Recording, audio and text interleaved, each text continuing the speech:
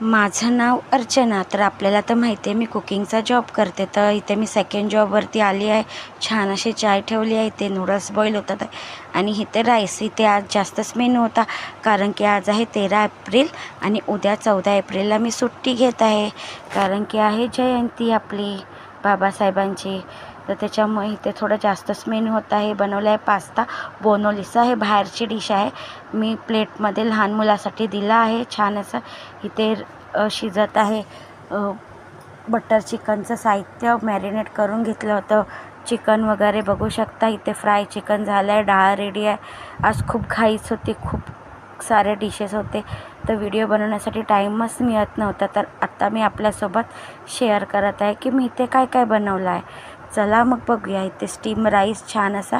हे आहे पंजाबी मटन पुलाव. याच्यामध्ये मिरची ॲड केली आणि हा फिक्का आहे. याच्यामध्ये मिरची नाही आणि प्लेन डाळ आणि डाळीला थोडा तडका दिला असं.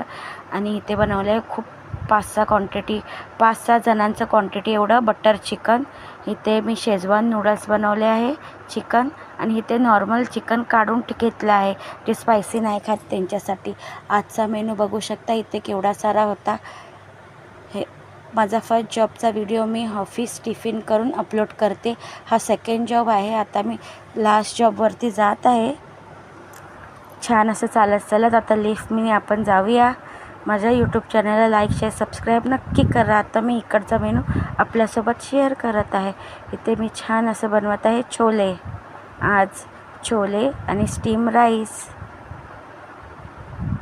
आज बनवायची होती गवारची भाजी. गवारची भाजी साफ करण्यासाठी खूपच टाईम लागत होता. इथे आपला राईस शिजत आहे. गवार बटाटासुद्धा बघू शकता.